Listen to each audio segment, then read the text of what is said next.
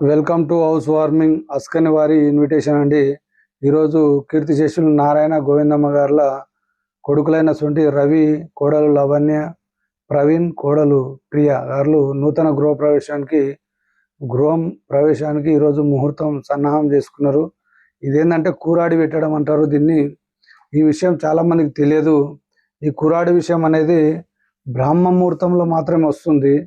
బ్రహ్మముహూర్తం అంటే తెల్లవారుజామున 3 గంటల నుంచి 6 గంటల లోపు, ఆ 3 గంటలనే బ్రహ్మముహూర్తం అంటారు. ఆ టైంలోనే ఈ దేవతా మూర్తులతోటి తీసుకొని ఆ గంగా జలాన్ని ఒక దాంట్లో ఒక కుండలో ఒక కుండలో బియ్యం అనేటివి తీసుకొని ఇంట్లో పెట్టి కలశ పూజ ఎలా చేస్తారో అలా స్థాపించడాన్ని ఈ కూరాడి పెట్టడం అంటారండి. ఇది కొన్ని ప్రాంతాల్లో ఈ రకంగా చేస్తారు, కొన్ని ప్రాంతాల్లో చేయరు. అది అనుభవం ఉన్న పెద్ద మనుషులు, పెద్దలు ఎవరైతే ఉంటారో వాళ్ళకు సంబంధించిన పెద్దలు అయితే వాళ్ళ పెద్దనాయన గారు అటువంటి ఆయన మాసన్న గీతమ్మ గారుల చేతుల మీదుగా ఈ కార్యక్రమాన్ని ముందుకు జరిపించడం అయితే జరుగుతుంది. వారి స్వహస్తాలతోటి చేసిన తర్వాత తదుపరి వ్రతము, వాస్తు పూజ అలాంటివి చేస్తారండి. అవి మన కవరేజ్ చేయకుండా మన రాజన్ టీవీ ద్వారా చూపిద్దామని చెప్పి ఈ కూరాడి అనే విషయం చాలా మందికి తెలియదు కనుక మనం చూపించడం జరుగుతుంది. వారు దానిని అలంకరిస్తున్నారండి. ఆ కుండలు ఏమైతే ఉంటాయో కురాడి కుండలు అలంకరణ చేస్తున్నారు. అలంకరించిన తర్వాత అప్పుడు ఈ టైంలో ఎర్లీ మార్నింగ్ 3 o'clock అవుతుందండి. అదే కంకణాలు కట్టుకొని అందరైతే సిద్ధంగా ఉన్నారు.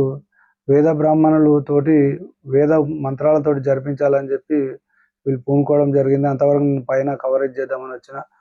మెయిన్ డోర్ దగ్గర అలంకరణ ఎలా ఉంది, ఇతనే వాళ్ళ చిన్న కుమారుడైన ప్రవీణు, అతని భార్య ప్రియా వీళ్ళు ఉంటున్న ఇల్లు కనుక అలంకరణ మంచిగా చేసుకోవడం జరిగింది. అలాగే ఇన్విటేషన్ ఎవరైనా ఫ్రెండ్స్ వచ్చినా అదంతా చేయడం జరుగుతుంది. ఈ కురాడి కార్యక్రమాన్ని పైన ఏ విధంగా ఉందో చూద్దామని చెప్పి నేను వెళ్ళడం జరగడం వల్ల అప్పుడు ఈ రకంగా తోరణాలు కట్టుకోవడం, మామిడాకుల తోరణాలు కట్టి అలంకరించడం, ఇంటినంతా విద్యుత్ కాంతులతోటి అలంకరించడం జరుగుతుంది. ఎందుకంటే ఈ గృహప్రవేశం అనేది ఒక మనకు స్వీట్ మెమొరీ లాగా అని చెప్పి అలా చేస్తుంటారు.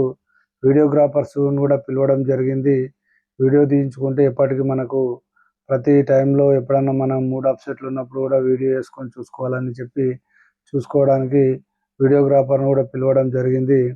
అలాగే వాళ్ళ మేనత్త గారు అయినటువంటి భాగ్యమ్మ గారు కూడా ఈ కార్యక్రమంలో పాల్గొనడం జరుగుతుంది. ఎందుకంటే ఇంటికి దీపం వెళ్ళాలి అన్నట్టు ఏ ఇంటికైతే ఉంటుందో ఇంటికి ఆడపిల్లతో కూడా అంత సమానం ఉంటుంది. అలాగే ఈ ప్రవీణ్, రవి వల్ల చెల్లెలైనటువంటి లక్ష్మి, వాళ్ళ బావ శ్రీధర్ గారు కూడా వాళ్ళే పెట్టాలి కురాడి అనేది ఇంటి ఆడపిల్లతోనే తీసుకువెళ్ళడం జరుగుతుంది. కొన్ని ప్రాంతాల్లో గడప కడగడం అంటారు.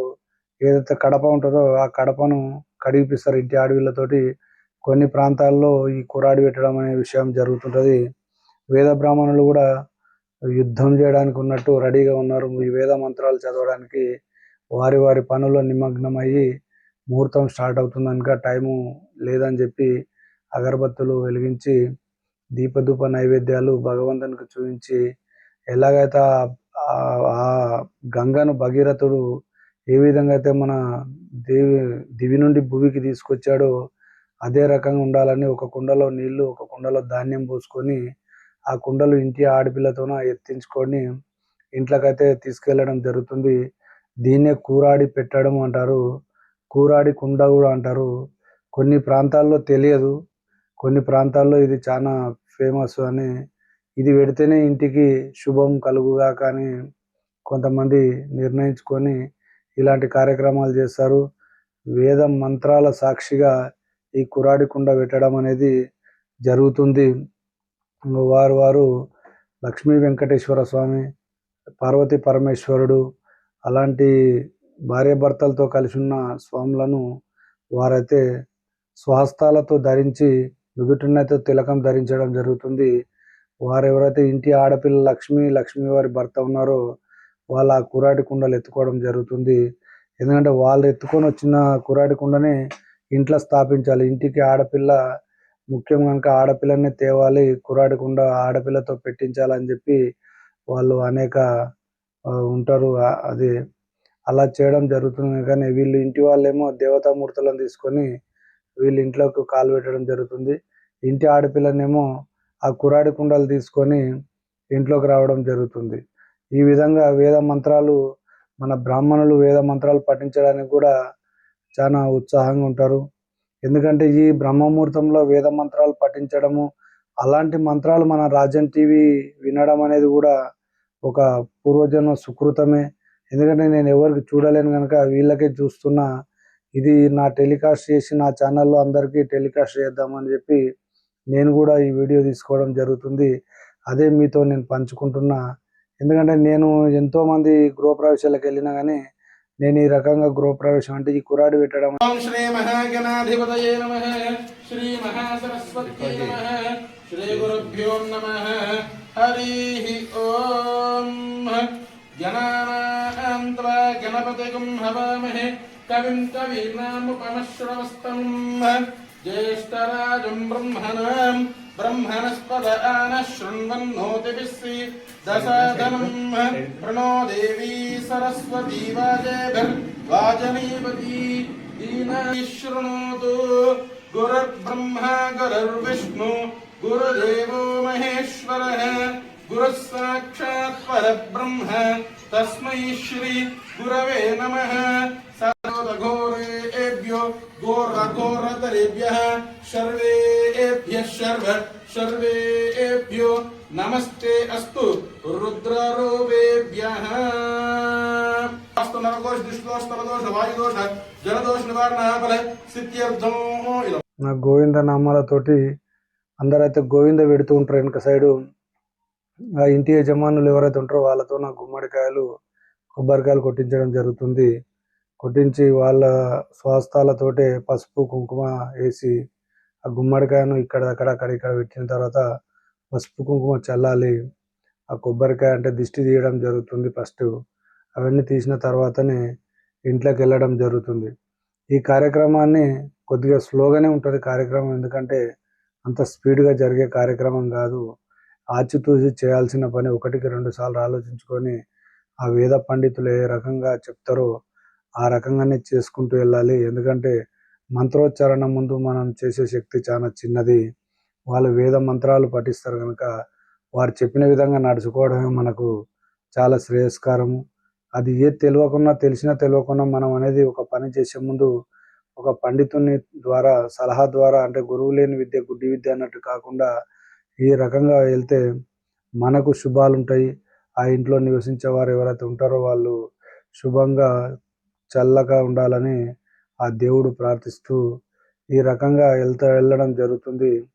ఈ టైంలో బ్రహ్మముహూర్తంలో వెళ్ళడం అనేది చాలా అరుదు. ఎందుకంటే దేవతలు మొత్తం తిరిగే టైం కనుక ఆ టైంలో ఆ దేవతలను తీసుకెళ్లి ఇంట్లో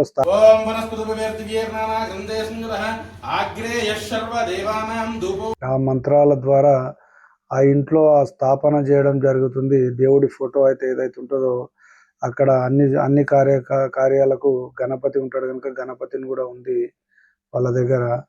అలాగే తీసుకెళ్ళి ఇంట్లో స్థాపించుకోవడం జరుగుతుంది. ఆ పిదప కళ్యాణం చేస్తారు. వాస్తు పూజ చేయడం జరుగుతుంది. వాస్తు పూజ తర్వాతనే వ్రత కార్యక్రమం శ్రీ సత్యనారాయణ వ్రత సంకల్పం కూడా చేయడం జరుగుతుంది.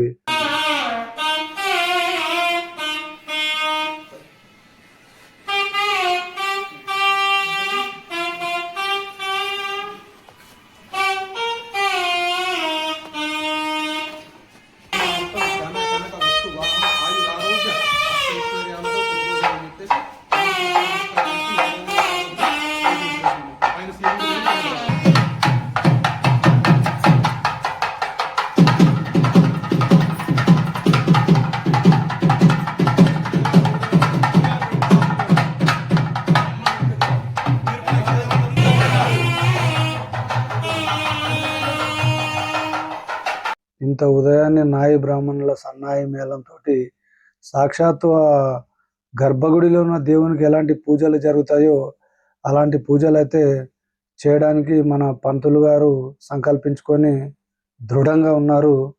అలాంటి సమయంలోనే నాకు ఈ రకంగా నాయి బ్రాహ్మణులు కావాలి, సన్నాయి మేళాలతోటి మిమ్మల్ని ఇంట్లోకి తీసుకెళ్తా అని చెప్పి వాళ్ళ వాళ్ళ కులదైవమైన శ్రీ పంచముఖ ఆంజనేయుడు బీచ్పల్లి వాసు కనుక బీచ్పల్లి ఫోటో కూడా తీసుకెళ్లడం జరుగుతుంది.